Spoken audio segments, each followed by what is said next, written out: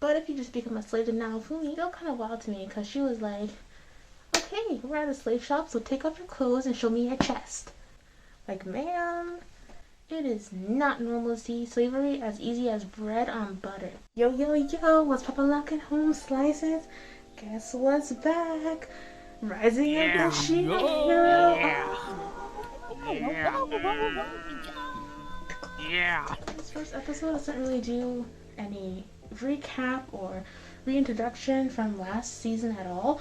It kind of just goes straight into it, which I was a little surprised by, but it's alright. The first third or quarter of the episode is a lot of fluff with just how Naofumi's village is doing. Another good portion of this episode went to this new character, Rishia. I'm gonna be honest with you, I don't really remember her at all. They first showed her in her little penguin suit. I thought that was actually gonna be Malty, and that Malty was trying to not show that she's like the princess in this regular village or whatever, but it ended up being Rishia, and I was just confused at first because I didn't remember her at all really.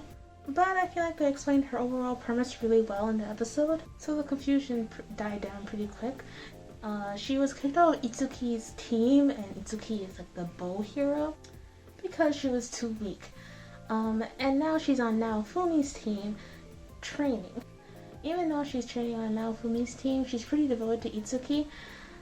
Honestly, it seems to me she kind of has the Hinata syndrome, where she just says, Itsuki-sama, and then she also berates herself all the time. I'm not gonna bash her for having low confidence, but Hinata syndrome. I kind of feel bad for her, but at the same time, this scene killed me. Oh, what was me? I'm so useless. Itsuki said I'm too big. What was me? I'm a failure. Hey, Risha, what about this sword? I think it's pretty good. Even though I'm a failure, I mainly use magic, and I'm too much of a failure to use magic and a sword. I'm so useless. Tear, tear. Hey, Risha, are you a failure? Yes. Tear, tear. Tear, tear. The least you can do is pick up a damn weapon. Fido's innocent savageness is so funny to me. It's so cute. Now, I understand Naofumi's a little snippy at Rishia, but to be honest, I would act the same way. I get that she doesn't have much confidence, but if she wants to impress Itsuki, she gotta do something. She has to try instead of just complaining that she's useless and a failure all the time, you know? But hey, I relate to the feeling. This all leads into the slave trader scene. And, Raphtalia is a devoted, crazy queen as always. She said, Risha, you as weak as a goldfish. But if you just become a slave to Naofumi, then you'll become strong instantly, and then all your problems are fine.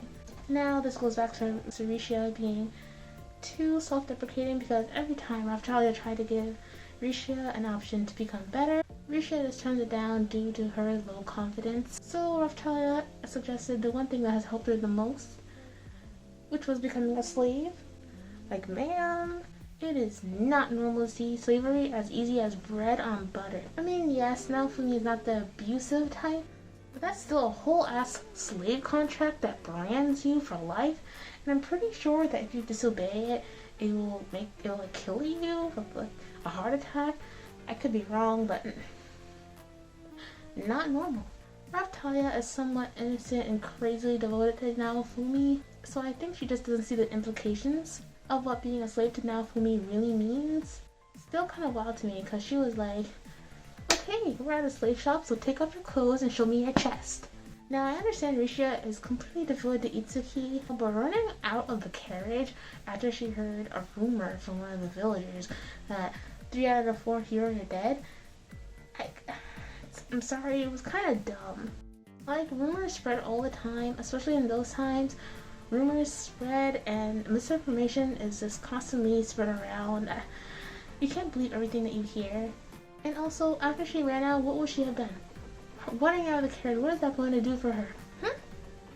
What is it going to do? Nothing. I think she's cute, but she can definitely have her annoying moments, to be honest. The animation's pretty good. Honestly, it looks pretty similar to last season in my opinion. Like seeing Naofumi bust out the moves on those little monkey turtles and the flying rats. It was great. Though my only complaint about that, I always thought like the Wrath of the Shield was like a last resort type move. But in this episode, they kind of made it seem like it was just a regular special move.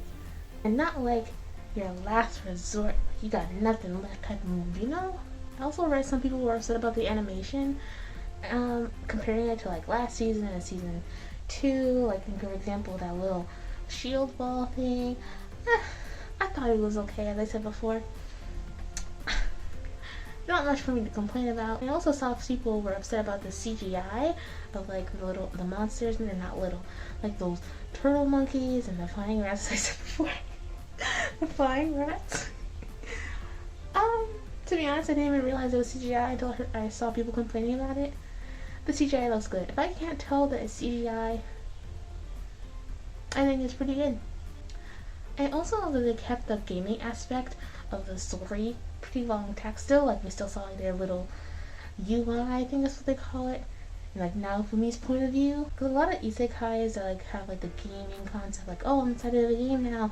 They're like oh after 3 episodes I'm done with the gaming concept because now I'm just into my regular life. Like, and also Philo's little cowlick like spinning around as she was talking to Fruitoria.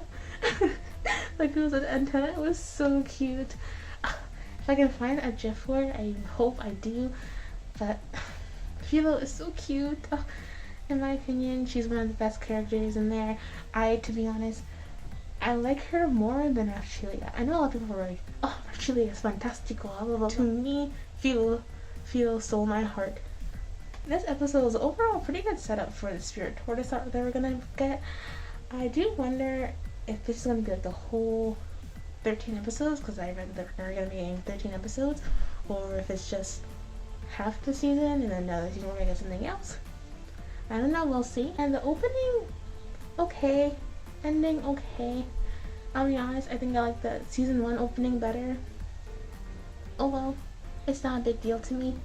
It was not bad. I hope you enjoyed. If you have any suggestions for me, please write in the comments. Like, comment, and subscribe. Bye, mochis!